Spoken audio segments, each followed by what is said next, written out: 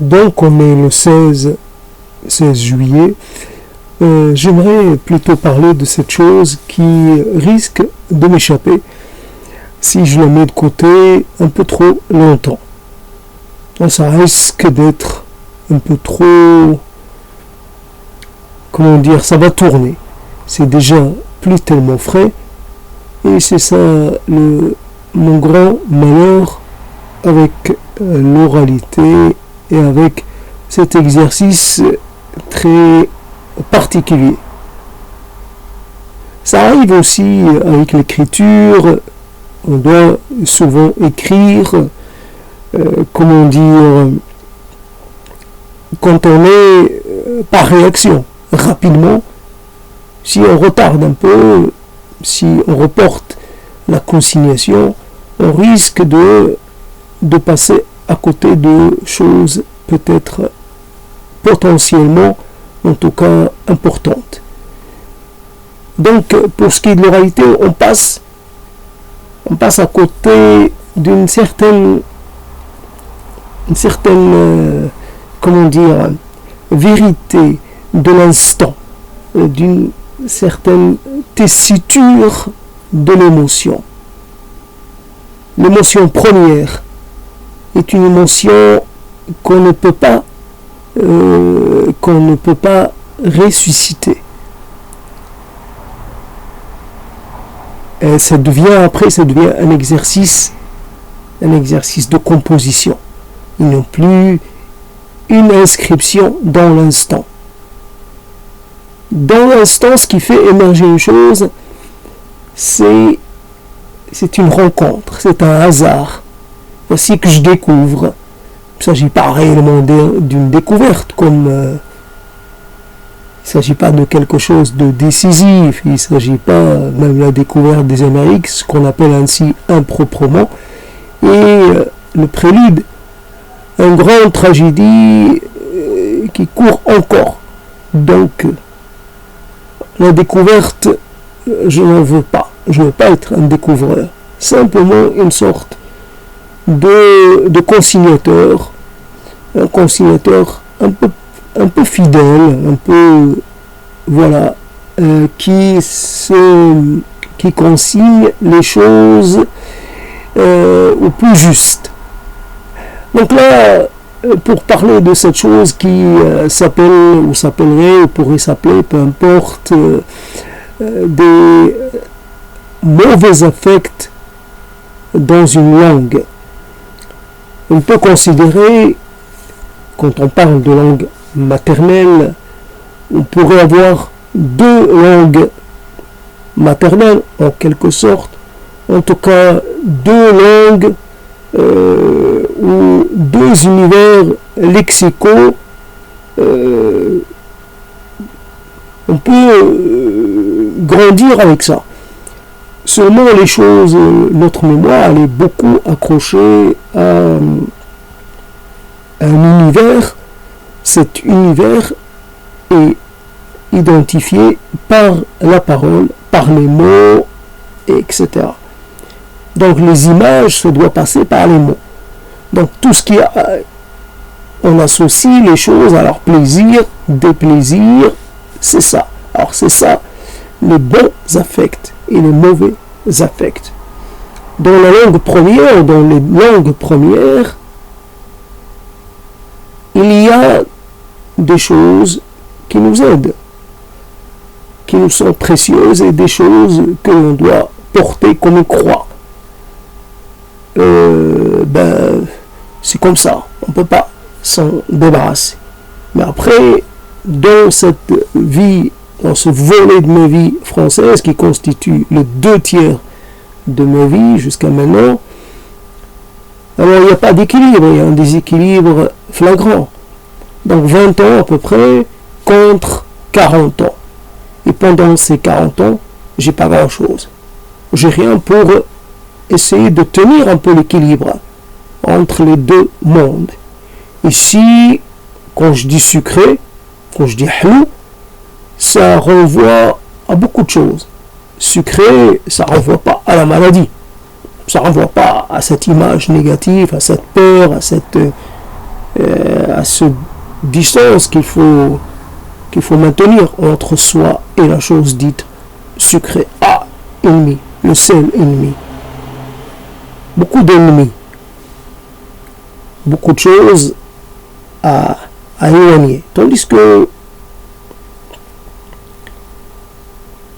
il y a les plaisirs premiers, et ces plaisirs premiers restent. Alors il y a le plaisir de l'assemblée, le plaisir du plat collectif. Il y a des moments de tranquillité absolue. Il y a des moments de tension aussi. Il y a des moments de grand désarroi. Mais finalement, ça constitue un ensemble, tout cela. Un tableau équilibré. Tandis que, de l'autre côté, du côté du français, une fois sorti du français côtoyé, de la langue française côtoyée au Maroc, et vécu au Maroc, où c'était une langue qui promettait l'amour, qui promettait l'exotisme, qui promettait, je ne sais pas quoi, toutes sortes de choses, qui promettaient énormément. Une fois arrivé en France, la langue n'est plus du côté de la promesse, elle est du côté, j'allais dire, de la question. Pourquoi êtes-vous là? Pourquoi tu es là? La question, je me pose la question. Qu'est-ce que je fais là? L'autre demande ce que je fais là, moi aussi je demande, je fais pareil, je demande ce que je fais là. Je me pose la question, qu'est-ce qui m'a pris de venir? Comment ça se fait que on m'ait survendu la France comme un horizon, un autre pareil? On m'a trop bien vendu la France, et voilà, je suis tombé dans le piège. Il y avait une propagande, il y avait, j'allais dire, une communication, une force de vente telle que je n'ai pas pu résister. Je pensais, oui, j'ai pensé, j'ai cru à la promesse, non formulée, mais promesse tout de même. Si tu viens avec nous, si tu viens de l'autre côté, si tu choisis le côté du français et le côté de la France, voilà ce que tu auras. Tu auras l'amour, tu auras la considération, tu auras la culture, tu auras la joie, tu auras la liberté, tu auras le plaisir, tu auras l'hédonisme, tu auras tout. Tout ce que tu peux imaginer. Il suffira de demander. Alors là, il ne s'agit pas d'un génie fictif, il s'agit d'une réalité. Il suffit de frotter du bon côté, frotter la langue, frotter la langue. Il suffit d'avoir sur la langue demande et tu seras exaucé. Justement, la réalité n'est pas ça. La réalité, c'est accumuler les défaites, accumuler les incompréhensions, accumuler les désarrois, accumuler les déceptions. Il y en a en quantité. Donc les bons affects, c'est jamais du côté de la France. Ça peut pas se faire. Partout où tu as rencontré quelqu'un, ce quelqu'un, au bout d'un moment, il te délégitime, il te fait sortir de sa vie. Et définitivement, tu n'existes plus. Tandis que de l'autre côté, tu continues d'exister. C'est ça qui est interpellant. C'est ça qui éveille un peu la colère et un sentiment de révolte. Pourquoi de l'autre côté, on continue de me porter estime, alors qu'ici, je n'ai aucune estime. Alors qu'ici, je n'existe pas. Comment est-ce que cela est possible? Je n'ai même pas le minimum syndical côté estime. J'ai rien. 40 ans et que de mauvais affects. Il faut croire que cette langue française ne produit que de mauvais affects. Ouais, t'es un surnuméraire, t'es un trop, mais qu'est-ce que tu fais là? Tu manges du cochon, tu manges du porc, tu manges du porc, tu manges du porc, tu manges du porc, tu manges du porc, tu manges du porc, tu manges du porc.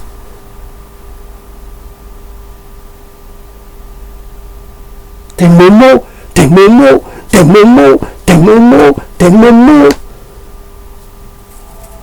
Un arabe, un arabe, un arabe, un arabe. Et la chose qui était quand même, n'en déplaise aux berbéristes, la chose qui était affirmée sans problème. Hein. Non, n'en déplaise aux berbéristes, à certains, à ceux qui s'approprient aussi l'identité arabe, n'en déplaise à tous ces gens-là. Ben, c'était bien d'être arabe. Il n'y a pas de problème d'être arabe. Arabe, c'est bien parce qu'il y a des choses bien. Parce que d'abord, il y a la langue. Puis il y a la poésie, puis il y a l'imaginaire, puis il y a tout ce territoire immense qui comprend l'arabe, qui parle arabe, évidemment avec des différences, mais tout de même, c'est le même arabe qu'on enseigne dans les écoles. Donc, tous, on chante la même chose, tous, on aime un peu rêver de la même façon. Je rêve en parlant, en regardant la lune. Je chante, je m'adresse à la lune. أيها القمر أقمري أنت أقمري أنا أم قمر غيري أقمر والقمر وقمر اليوم سيأتي بعده قمر آخر سأنتظر قمري سأنتظر أن يصعد أن يسمو أن يتألق أن يزهو. Quand tu dis ça, n'importe qui te comprend. N'importe qui, d'un bord à l'autre, c'est à des dizaines de milliers de kilomètres. Ça dit quelque chose, de la même façon. Quand tu lis la lune, on comprend. Quand tu parles de Layla, l'amour que tu as ou qu'on a tous pour Layla. Layla, وأنا حبيبها وأنت حبيبها ونحن جميعا نحبها ليلتي أنا وليلتك أنت لنا ليالي وليالي وليالي وننتظر ليالينا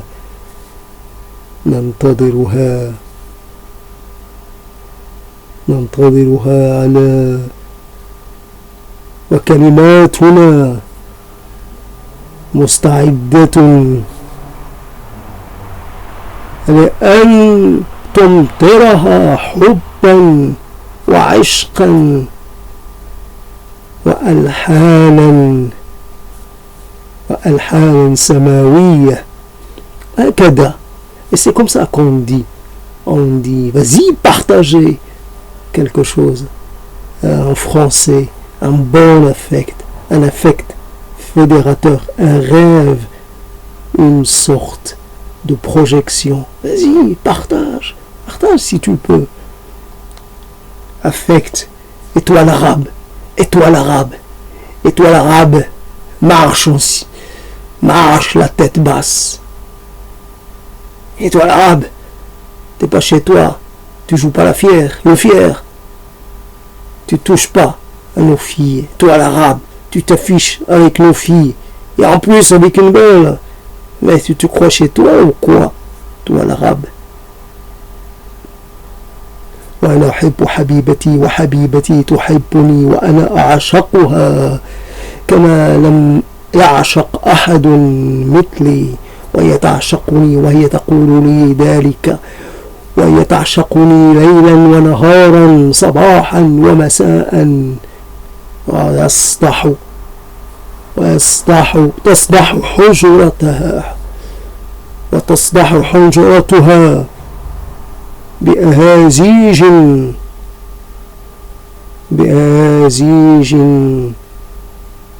تسمو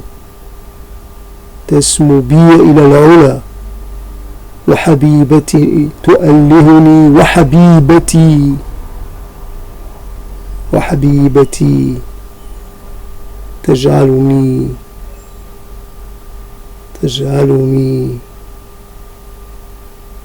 فوق كل الرجال ساميا عاليا متألقا زاهيا جميلا كاملا متكاملا قادرا غازيا ناجحا متمكنا. وحبيبتي تجعلني في مرتبة القمر والشمس والأفلاك كلها. Je peux, bien entendu, je peux dire, après tout dépend, qualité, pas qualité, ça dépend. D'ailleurs, quand on dit les choses, après, c'est pas à soi de dire que c'est bien ou pas bien. Bien sûr, c'est pas bien. C'était pas ça. C'est à peu près quelque chose. Ce n'est pas extraordinaire, c'est assez, je veux dire, un peu scolaire, un peu trop facile, un peu trop habituel. Mais c'est pas grave. L'essentiel, c'est de montrer que là, il y a un univers, cet univers a ses codes, a ses façons de faire, à ses façons de fonctionner. Et je connais le fonctionnement. J'ai la clé pour accéder à cet univers. J'ai la clé comme toi, tu as la clé, comme tant d'autres ont la clé. Cette clé est disponible en quantité de copies. Pas de problème. Il faut savoir. Il faut avoir la clé, mais pas savoir quelle est la serrure qu'il faut ouvrir. Mais on a grandi avec l'image de la serrure. On n'a pas de mal à l'identifier parmi de multiples serrures. J'y vais directement. Je sais comment accéder. J'accède à un monde. Et ce monde est réservé à certains. Voilà. Et j'y retrouve des connaissances. Et j'y retrouve des proches. Et j'y retrouve des gens qui ont entrepris le même voyage, la même équipée, la même traversée. Donc, l'affect, c'est un affect dévalué, c'est un affect infirme, c'est un affect blessé, c'est un affect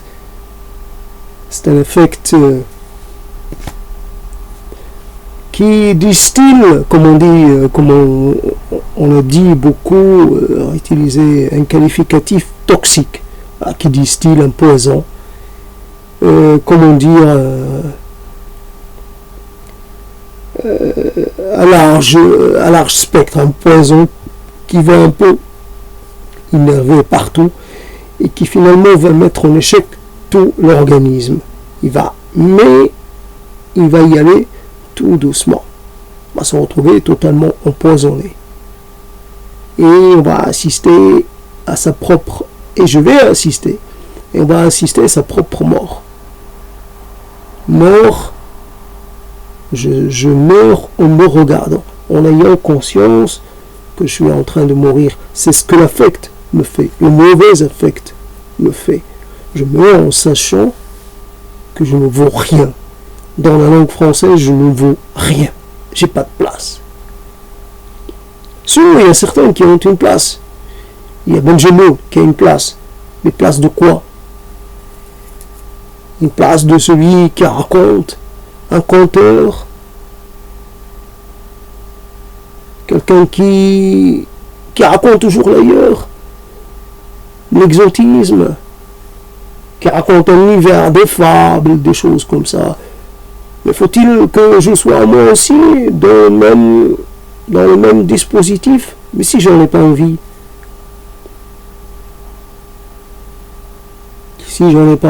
et puis j'ai envie d'être libre, J'ai pas envie d'être accroché ni à mes origines, ni à mes langues, ni à ma famille, ni à rien. J'ai envie de planer loin de tout ça. J'ai le monde à ma disposition et j'ai pas qu'un monde, j'ai l'univers à ma disposition. Pourquoi je vais me concentrer sur une partie forcément exiguë de cet immense, forcément limité, de cet immense illimité. Moi, je veux parler des choses que je ne connais pas, mais des choses qui se produisent à des milliards d'années-lumière. Oui, j'ai envie de compter une année-lumière. Pourquoi pas? L'impossible n'est pas. Je veux que mes langues ne soient pas freinées ou réfrénées par ces impossibles physiques et imaginatifs.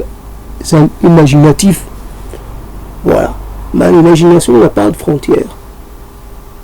Pas de frontières physiques, pas de frontières matérielles, pas de frontières immatérielles. Il n'y a rien qui puisse, l'arrêter ou la circonscrire. Voilà. Puis pourquoi être en limité, être en petite expression, la grande expression, l'immense expression, la voix de la totalité, s'il est possible de l'être. En tout cas, on peut l'espérer. L'affect qui vous réduit à n'être qu'un fragment de ce que vous avez voulu être ou de ce que vous avez été, un fragment. Mais l'être humain, ce n'est pas qu'un fragment. L'être humain, c'est plus que, c'est une multiplicité, c'est une construction, c'est un ensemble. Et réduire l'ensemble à une de ses composantes, à un de ses éléments, n'est-ce pas, d'une certaine façon, porter atteinte à l'intégrité de l'ensemble. Je suis arabe, mais je ne suis pas que arabe. Moi, j'ai ce corps, mais je ne suis pas que ce corps. J'ai peut-être d'autres choses, mais je suis largement plus que ça. Plus que ça. Il me manque une certaine légitimité, mais j'en ai d'autres légitimités. On n'avait qu'à me poser la question, je vous répondrai. Mauvais affect, mauvaise rencontre, mauvaise fréquentation, mauvaise alliance. Ouais, c'est vrai, c'est une drôle d'alliance. Hein, c'est pas l'alliance, c'est pas l'arche de l'alliance, c'est l'arche de l'indifférence. Voilà. Je ne veux pas m'allier à toi. Ah, cherche pas à fonder quoi que ce soit avec toi. Alors, tiens-toi à distance, toujours à distance. Voici donc un extraordinaire affect le maintien à distance. Je ne veux pas te sentir, je ne veux pas te voir, je ne veux pas, même pas que tu existes. Disparaît. Allez, sublime-toi en vapeur.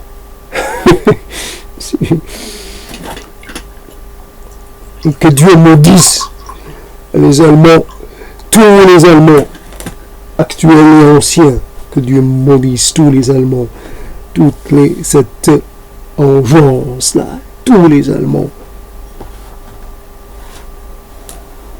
les bons comme les mauvais, les innocents comme les coupables. Et puis,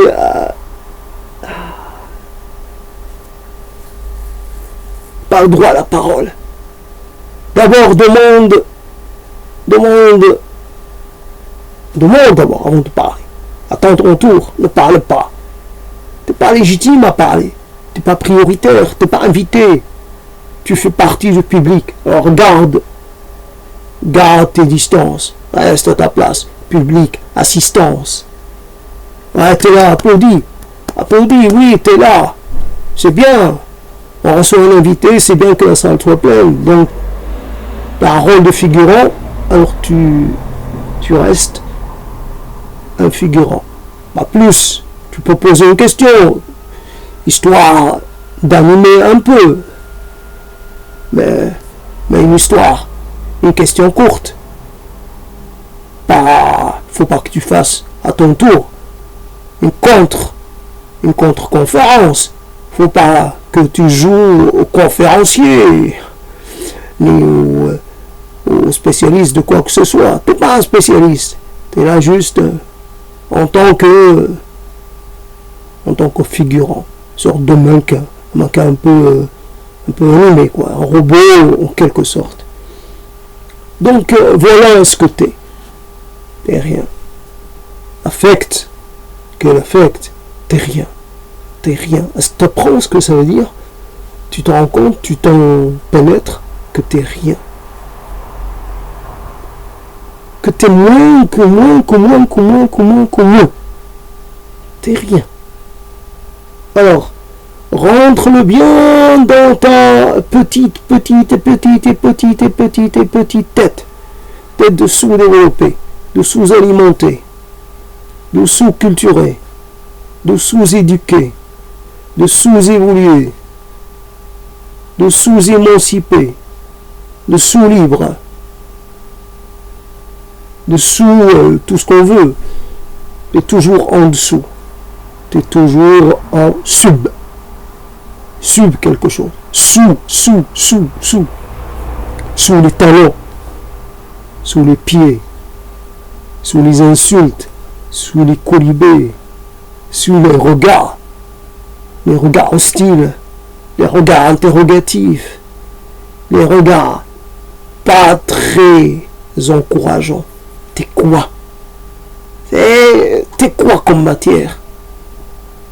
T'es quoi? T'es quoi comme espèce? T'es quoi comme couleur?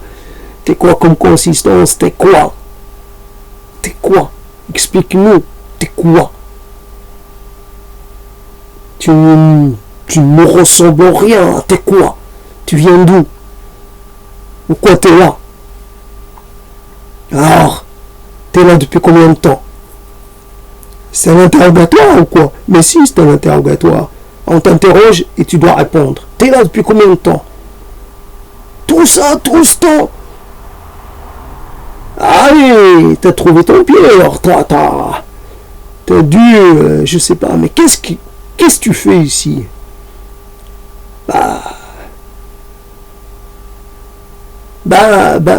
Quoi? Quoi? Tu es resté plus que nécessaire, plus qu'autorisé, plus que réglementé, plus que... T'as pris racine. Attends, on va te déraciner vite fait, là. Un petit coup de vent, et tu vas t'envoler, là. Une petite tempête, histoire de balayer tous ces nouveaux enracinés, tous ceux qui sont arrivés sans qu'on leur ait demandé de venir, quoi. Mais moi, je suis venu, j'avais rempli un dossier, que tu rempli un dossier, que tu étais presque, et alors? T'aurais pas dû rester. D'ailleurs, on t'a invité, d'accord, on t'a accordé le droit de venir, mais on t'a pas dit de rester. Toi qui es resté. T'as fait comment pour rester aussi longtemps? Mais c'est vraiment, je suis devant... je suis devant un tribunal. Oui, le tribunal. Le tribunal du peuple. Le peuple va te juger. T'as intérêt à dire la vérité. Hein? T'as intérêt à dire toute la vérité. Donc, Ouais, bah, évidemment, on convoque un certain nombre de choses, on ne peut pas y échapper. Il y a des archétypes, il y a des images toutes faites, il y a des choses. On ne peut pas échapper. Même si on a envie, il faut aussi remplir. Donc remplir le corps de ce texte, il faut aussi le remplir. C'est une sorte de... Ce texte est une sorte de mannequin qu'il faut remplir un peu épouvantail, qu'il faut remplir avec de la paille. Et donc on prend n'importe quoi, la bonne et la mauvaise paille. La paille un peu pourrie, c'est pas grave. L'essentiel, c'est que ça donne l'impression, c'est que ça joue son rôle d'épouvantail. Voici un peu comment finalement on forme un texte avec des tas de choses, des choses presque normales et des choses un peu exagérées, un peu accentuées. C'est comme ça. Il y a comme un processus, comme une sorte d'incapacité de faire autrement, de procéder autrement. On est pris dans un piège. Donc, mauvais affect, d'accord, mais peut-être il y a un peu, on fait peser un peu la balance beaucoup d'un côté. C'est comme ça. Hein. Moi aussi, je fais cette chose-là, je la fais comme ça, et c'est comme ça. Alors, vous voyez le contraste blanc-gris, et là, c'est noir. Pourquoi ça ne blanchit pas ici? Simple question au passage. Donc, les choses... Alors, on se pose la question parce que la question, malheureusement, on aurait dû la poser dès le départ. Excuse-moi, tu me vois, je suis qui, mais tu es un garçon. Oui, je suis un garçon, mais un garçon ordinaire ou un garçon différent.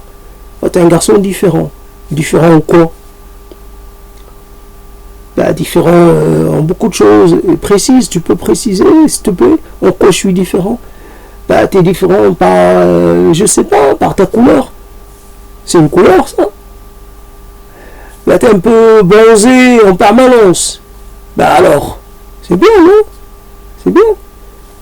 Ben, c'est que ça tranche, ça te fait différent. J'ai pas l'habitude en hiver de voir des gens bronzés, ou alors c'est qu'ils sont passés par les cabinets d'UV. Quoique à l'époque... Ouais, d'accord. En quoi tu es différent? Ben, je sais pas. T'as pas de prépuce à ton pénis. Ton pénis. Pénis. Quoique, bite, ça fait plus, ça fait plus affirmatif. Bite. T'as pas la petite extrémité de ta bite. Elle est où ton extrémité? Elle est passée où? Bah, on me l'a enlevée. Pourquoi on te l'a enlevée? C'est un médecin qui l'a fait? Non, c'est un homme. Et alors, c'était quoi cet homme? C'est l'homme qui enlève les prépuces. Ouais, c'est un préposé à ça. Il coupe. Pourquoi est-ce qu'on coupe? Parce que vous avez un problème avec les prépuces? Bah, j'en sais rien. Moi, on m'a coupé, on m'a pas demandé. On m'a coupé, je me suis retrouvé sans prépuce. Ah, ça me fait drôle.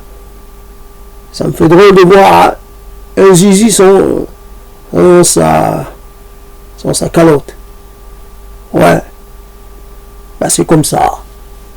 Il va falloir que tu vives avec. Bah, ça me fait drôle. Bah, je trouve ça pas très normal. Suspect. Vous avez des pratiques un peu bizarres. Vous n'êtes pas comme nous, tiens. Bah, heureusement. Et si on était tous pareils, ce serait un peu mieux, ce serait un peu routinier. Bah, au moins, il y a de quoi t'étonner. Je t'étonne. Moi, je t'étonne, et toi, tu pourrais m'étonner aussi. Alors, étonne-moi. T'as quelque chose pour m'étonner? Parle-moi de tes rêves, quand tu veux t'évader, quand tu veux partir dans les étoiles. Parle-moi, allez, fais-moi voyager. Exotise-moi. Bah, tu sais, en matière d'exotisme, moi, je n'ai pas J'y ai pas beaucoup réfléchi. Ben, j'étais en face, c'était un exotique, d'accord. Mais après, passer les Arabes, j'ai pas d'idée.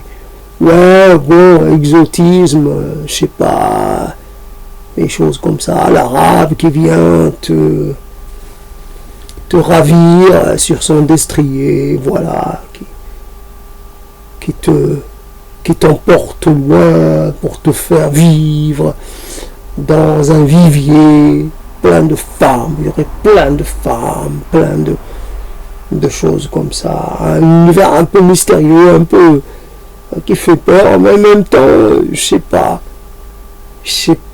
ça a l'air bizarre. Tu vois, tu as envie d'y jeter un coup d'œil à cet univers-là, clos et plein de choses, quoi. Pourquoi toutes ces femmes pour un seul homme, gardées par un eunuque, encore une histoire. J'imagine que l'eunuque, lui, il lui manque pas que le prépuce, il lui manque plus. Bah ouais, pour être eunuque, il faut couper un peu plus, quoi. Ah, voilà. Donc, vous y allez, quoi. C'est votre façon de faire. Couper toujours. Couper. Bah ouais, on coupe. On coupe les gorges. On coupe les têtes. On coupe tout, quoi. On coupe les mains, on coupe les jambes. Tiens, bof. T'as volé un œuf, on te coupe un pied. T'as volé un bœuf, on te coupe un bras. T'as volé un bras, on te coupe la tête.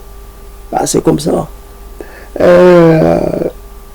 Ouais, exotisme encore un peu, c'est à ton tour.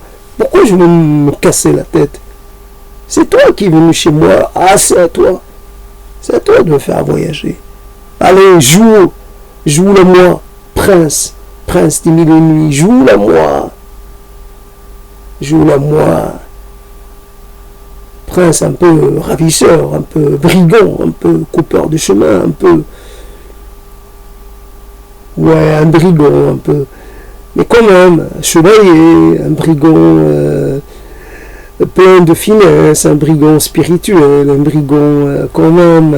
bon, un brigand, ça reste un brigand, mais il vaut mieux être un brigand, une sorte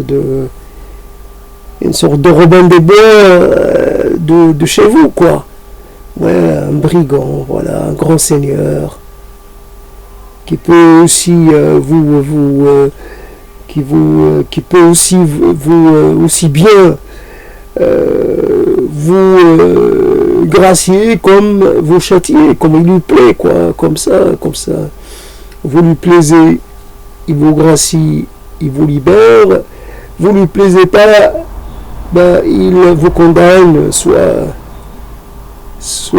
à l'esclavage, soit à pire. D'ailleurs, vous êtes esclavagiste un peu du côté de chez vous, un peu pirate, un peu corsaire. Je préfère corsaire plutôt que pirate. Corsaire, c'est noble comme... C'est quoi être corsaire? C'est être une sorte de guerrier en pleine mer. Voilà, faire la guerre à l'autre, la guerre à l'ennemi, la guerre, et pas avoir une mission, avoir un but. Pirate, son but c'est de pirater, c'est de prendre. Il fait pas de politique, pirate. Ou alors il fait sa propre politique. Ouais, vas-y. Ouais, j'aimerais bien t'imaginer pirate, un peu enjambiste, un peu pirate. Sois mon pirate. Alors de prince, je passe à pirate. Bah ouais. Bah, ce sont de beaux rôles, non? C'est quand même un pirate en chef. Ça te plaît? Pirate en chef? Bah oui, pirate en chef.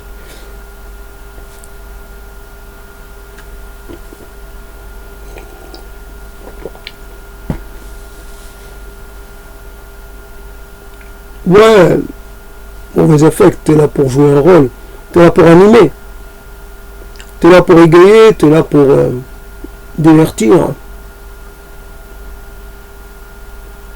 Une sorte de Shahrazad, quoi. Un peu condamné à raconter, à faire évader, voilà. T'as pas le choix. Ou tu joues ce rôle, on t'est mis, on t'est exécuté, quoi. Alors tu prolonges, tu prolonges, tu prolonges. Il faut que tu donnes, il faut que tu intéresses, il faut que tu interpelles, il faut créer le désir, il faut créer le besoin. Ouais, ils ont besoin de toi. Ouais, ils ont besoin de toi, de moi en quoi? Pas pour se croire supérieur, ils ont besoin de toi. Tant que tu es là, eh ben finalement ils s'imaginent qu'ils sont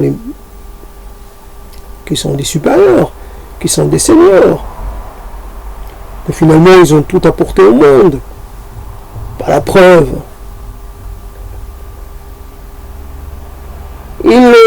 Ils se prennent pour des gens importants. Parce que toi, tu leur donnes de l'importance. Tu es toujours prêt à t'aplatir devant eux et alors finalement à leur trouver des qualités, à être gentil avec eux, souriant, un peu obséquieux, voilà. Tu connais ce terme, obséquieux? Ouais, t'es pas loin de l'obséquiance ou de l'obséquiosité, t'es pas loin. T'es pas loin d'être une sorte de loukoum comportemental, quoi. Tu te comportes comme un loukoum, un peu trop gentil, un peu trop. Ouais. C'est trop pour une sucrerie, c'est trop pour une douceur, c'est trop voluptueux, t'es trop. T'es trop gentil, trop méchant, t'es toujours trop. T'es jamais entre les deux. Soit tu es extraordinairement gentil, soit tu es d'une colère, voilà, t'as envie de couper des têtes, on dirait que tu veux. Ouais. Voilà donc mauvais affect, encore une fois. C'est pas évident d'habiter cette proposition des bons et mauvais affects. Et donc les mauvais affects sont principalement liés à la langue française et s'inscrivent dans cet univers franco-français après le pays de naissance, pas avant.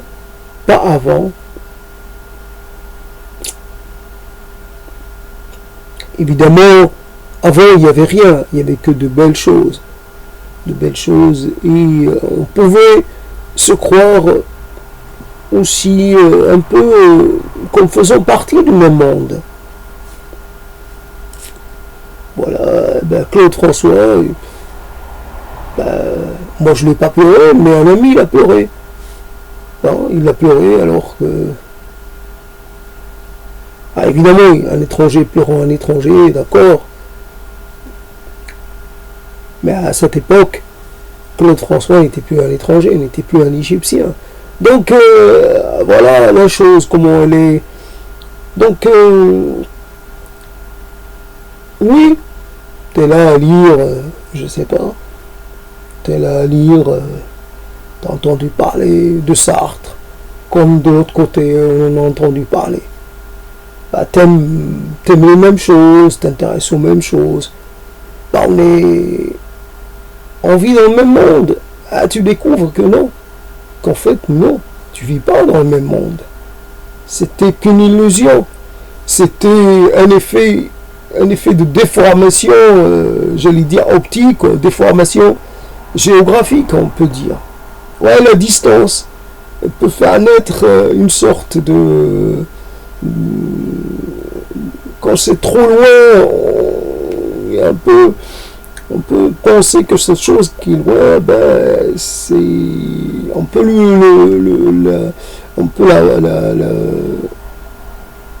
comment dire, on peut l'identifier de plein de façons. Voilà, c'est peut-être une tempête, c'est peut-être, je sais pas quoi, c'est peut-être une chevauchée de cavaliers venant, c'est, je sais pas, on peut dire, c'est loin, j'arrive pas à identifier. La France, c'était loin, c'est difficile à identifier. En vrai, ça reste un peu comme plonger dans une sorte de brouillard. Oui, c'est bien la France, c'est bien un endroit qu'on m'a désigné, c'est bien là.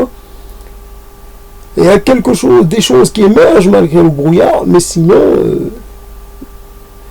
les détails sont pas visibles. Les détails, on les découvre au fur et à mesure. On découvre que là, il y a un nid, une sorte de concentration de réfusniques, de fachos, de xénophobes, d'hostiles totaux, en totalité à tout ce qui est xéno. Voilà. Le xéno, pas de chez nous. Pas ça chez nous. Pas de xéno chez nous. Pas de xéno chez nous. Pas de xéno chez nous. Pas de xéno chez nous. Pas de xéno chez nous. Pas de xéno chez nous. Pas de xéno chez nous. Pas de xéno chez nous. Nous entre nous. En local, en bio-local, s'il vous plaît, de bio-local.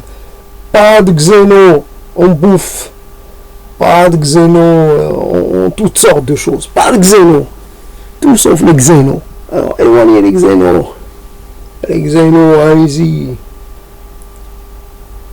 C'est ça, on revient un peu vers le xéno, la xénophobie d'une autre façon. On devient, peut-être qu'on reste, évidemment, on reste xénophobe aux gens, mais on devient xénophobe à la nourriture. Chose. Je suis xénophobe à tout ce qui n'est pas de chez moi. À ce fromage, il n'est pas de chez moi. Je suis xénofromage. Je suis xéno-légumes. Je suis voilà. Ouais, tout ce qui n'est pas marqué. Alors, il va falloir tamponner chaque grain de riz. Ah, le riz, chaque grain de lentille. Chaque lentille, il va falloir la tamponner. Made in local. Made in local. Made in local. Pas plus de 100 km. Mais c'est une lentille qui vient de 200 km. Ah non, c'est plus de local. Local, c'est un rayon de 100 km. Pas plus. 101 km, c'est plus de local. C'est de l'étranger. C'est du xéno. Alors, le xéno, hors de chez nous. Les xénos, hors de chez nous. Les xénos, hors de chez nous. Après, bon, voilà. Et on commence à tirer. On a les fusils pointés dans tous les sens. Pointés vers le haut, vers le ciel. Au cas où des oiseaux viendraient de l'extérieur. Nos oiseaux qui viennent avec nous en permanence. Nos locaux. Pas d'oiseaux migrateurs, pas d'oiseaux, pas d'oiseaux qui viendraient se profiter de notre richesse. Concurrencer nos oiseaux locaux, pas de rien que du local. Toi, t'as pas l'air très local, toi. T'as pas l'air très local. Qu'est-ce qu'on va faire de toi? On va essayer on va te délocaliser. On va te confier à d'autres. Ouais. La patrie d'un nouveau genre. La patridité qu'on renonce à une localité. Toi, t'as pas de localité. On va vous donner une île. On va vous donner un petit territoire comme ça. Vous allez être entre tous les apatrides de la localité. Voilà, vous allez être entre vous. Vous allez devoir vivre. Vous allez constituer votre propre commune. Apatride. Voilà. Donc après, moi, quand je vais dans la rue, je veux rencontrer un semblable. C'est quoi un semblable? Ben, quelqu'un qui me ressemble. Voilà. Je ne veux pas de dissemblable. plus de dissemblables, plus de tolérance, tolérance zéro pour les dissemblables. Voici donc ce que ça renferme, ces affects concentrés ou centrés autour d'une sorte de refus. Évidemment, le refus est transfrontalier, transculture et translangue. Il y a du refus partout. Il ne faut pas jouer finalement à celui. Il faut pas avancer un peu en aveugle. Et vraiment, non, c'est évident, c'est universel. Le local, être favoriser le local, c'est une démarche ou c'est une tendance universelle. D'ailleurs, dans les faits, c'est ça. Le local, ça peut se subdiviser en sous-local, du sous-local, du sous-local, jusqu'à se réduire, je sais pas, un petit bloc d'immeubles. On voit ça. Donc c'est plus une localité, c'est une petite section de cette localité qui finalement s'érige en sa propre réclame sa propre souveraineté, ses propres lois. Évidemment, on veut se retrouver comme ça, comme le pourrissement finalement du mouvement localiste, comme une évolution un peu pathologique de cette tendance qui est affirmée actuellement et défendue par un certain nombre de gens. Sans précaution, évidemment, toujours. Alors, qu'est-ce qu'il faut dire encore? Donc, ça avance lentement, c'est bizarre. J'aurais cru que j'avais dépassé l'heure, mais finalement, c'est pas ça. Mais je vais arrêter. Je voulais en fait c'est vrai, je suis toujours un peu furieux contre moi-même, envieux de ce que peut faire un certain Mohamed, et cette capacité un peu à transcrire les choses de telle façon à ce qu'elles acquièrent un caractère universel et un caractère qui s'imposerait à tous. Et moi je suis encore dans une chose que l'on peut prendre ou considérer comme une tentative, comme un travail d'amateur, même si je ne suis plus un amateur du côté de l'oralité, loin de là. Mais à force de travailler l'oralité, on peut me l'accorder. Je suis un professionnel de l'oralité. C'est comme ça que je me définis, un pratiquant et non pas une dilettante. C'est comme ça. Ouais, un dilettante plutôt. Ça fait que l'on est... ouais, je crois que c'est masculin. Mais le problème est que c'est vrai qu'il y a plein de choses qui reviennent un peu en récurrence. On peut pas trop les éloigner, quoi. Elles s'invitent d'elles-mêmes. On n'a pas trop le choix. En tout cas, je respire un peu parce que j'ai un petit moment de répit entre deux cohabitations, entre deux voisins. Donc je respire pour pousser un peu ma langue, pour l'entraîner, pour lui faire un peu faire certains exercices. Et c'est ça le but. Le but fondamental, c'est l'exercice et c'est la pratique de la langue et aussi la gymnastique de la langue. Et on voit un peu comment elle évolue en fonction des figures qu'on lui impose et en fonction aussi de ses propres figures, voilà, quand elle se laisse entraîner par ses élans, voilà. on est maître tout en n'étant pas maître. Il y a, voilà, peut-être qu'on donne un cadre, mais après la langue, elle improvise. Elle introduit sa personnalité et sa spécificité dans la fabrication de la fabrication de cet objet oral. Donc l'affect est ce qui vous affecte ou ce qui vous affectionne. L'affect, l'affection, l'affectation, c'est comme ça. Il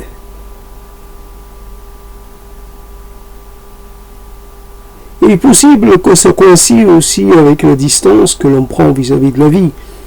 Il est normal que quand on approche un peu de son terme, que l'on soit un peu en divorce avec le monde, quel qu'il soit, avec le monde dans sa globalité. Puis, il y a une réduction de l'univers personnel, de l'univers social, relationnel, etc. C'est une sorte d'amenuisement, d'atomisation. Et voilà, donc il faut faire avec. Pourquoi on se dirige vers cette perspective-là? Parce que finalement, il y a d'une certaine façon l'autre n'a plus grand-chose à vous apporter. L'autre, bien sûr, si on est dans la fabrication d'un univers un peu fictif, un peu fictionnel, ça aide. Donc un personnage quelconque peut être intégré comme un personnage d'arrière-fond, d'arrière-garde, une sorte de figurant là aussi, un personnage à qui on fait jouer un petit rôle, ou pourquoi pas un personnage qui dit une phrase puis qui disparaît de la scène. C'est vrai, c'est marrant avec cette histoire de voir avec soi. Je me rappelle une fille qui était passée ici il y a déjà plein d'années, et elle avait l'air d'être un peu totalement omnibulée par une histoire qu'elle avait avec quelqu'un. C'est ce que j'ai déduit. Et donc avant on pouvait prendre un peu de recul, ne serait-ce que pendant un quart d'heure, 20 minutes, une heure et quelques, on change un peu d'air. Après, évidemment, il faut revenir vers l'objet de son attachement, un peu l'angoisse qui revient. Est-il toujours là? Est-ce qu'il n'a pas choisi d'être avec quelqu'un d'autre? Donc je vais m'en assurer. Mais là, le côté s'en assurer, ça devient un côté permanent. Je m'assure en permanence que la personne est toujours attachée à moi. Bien sûr, ce type de comportement un peu névrotique, un peu pathologique, on peut l'inclure. Il ne s'agit pas d'une passion heureuse, il s'agit d'une passion un peu anormale, un peu excessive. L'autre, finalement, quand on aime peut-être, on dit quelquefois comme ça de façon assez simple, on aime aimer, on aime le sentiment que ça fait naître en nous, les réactions, etc. On est un peu spectateur de ce qui se passe. Alors évidemment, réactions physico-chimiques, etc.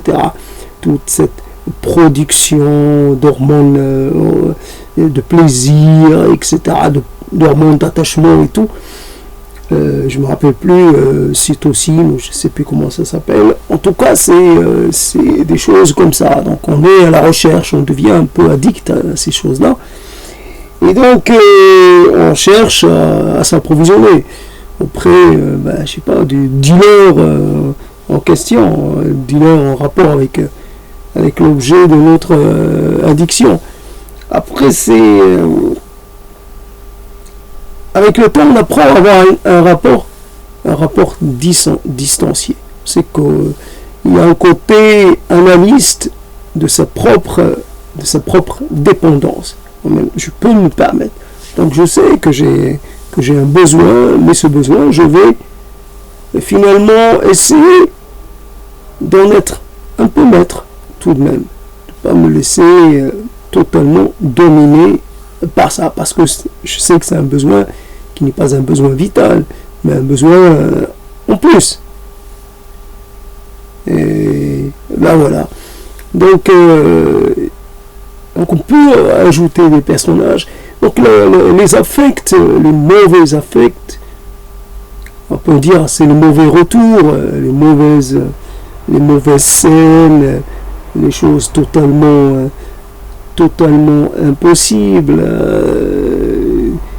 à accepter, les vexations de toutes sortes, les récriminations, les choses comme ça. Les procès, toujours prêts à être engagés, quoi. Le procès en toutes sortes, en légitimité, en ceci, en cela.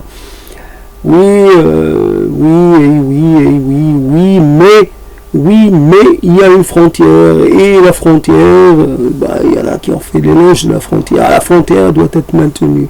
Il ne faut pas abattre les frontières. Les frontières, ça protège tout le monde, comme aujourd'hui avec les masques. Ça protège des deux côtés. Chacun chez soi, chacun reste dans ses frontières, et finalement, on a l'occasion d'entrer en conflit si on respecte si on a la même conception des frontières. Donc, tous ceux qui franchissent les frontières s'exposent à des risques de retour, à des risques, on pourrait s'en prendre à leur intégrité, alors d'abord à leur intégrité morale, à leur intégrité.